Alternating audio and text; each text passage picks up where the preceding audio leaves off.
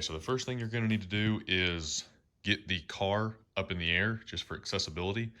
I've got the front jacked up, sitting on jack stands. Next, you're going to want to take out all of these small screws on the front of this piece of plastic. We're not going to be taking this off. This is just to drop this down enough to be able to access the horn. Okay, next, you're going to want to disconnect the electrical connector. I've already got it disconnected. And remove the 10mm headed bolt that holds the horn to the car. I'm using a 1/4" ratchet with some long extensions. I'm on that bolt. I'm going to take that off. Okay, I've got the stock horn off. Got the bolt. Save that. We will be reusing it.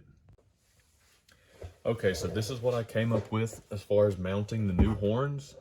The horns I went with are a Seeger 60B horn, dual tone. And this is what I came up with as far as wiring. So I've got both of the grounding to this piece of garage door bracket. It looks like this. You can buy this at any home improvement store. I think I got mine at Home Depot. Inexpensive. Like I said, they're both grounded to the piece of garage door bracket. You will need a way to cut this down to size. Then for the power wires, I used just regular female spade connectors, jumped together on both sides with a male spade connector coming off. That's where the stock harness is going to plug into. You will also need, this is just a 1/4" bolt right here to hold the ground to the bracket. Okay, so here's a close-up of how I have the bracket set up, both inch and metric measurements. These horns did come with bracketry since they are a universal horn. I found that they did not work for my application. I did use the mounting hardware that came with it just to mount it to this bracket.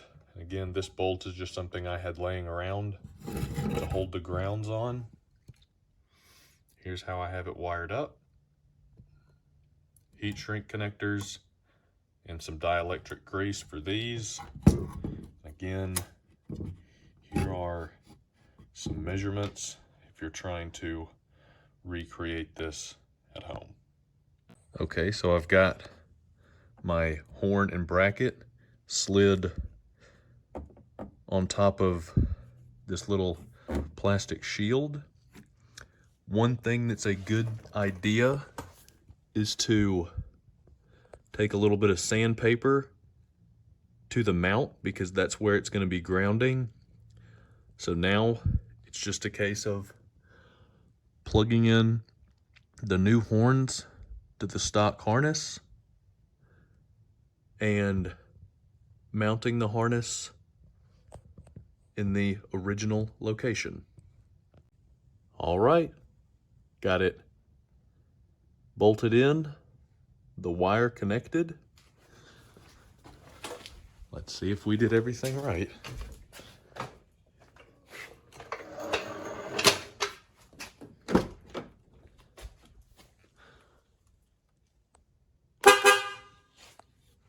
That worked. Now just reinstall the screws that holds this plastic on. Got all of the screws reinstalled. Drop the car back down. And that's it.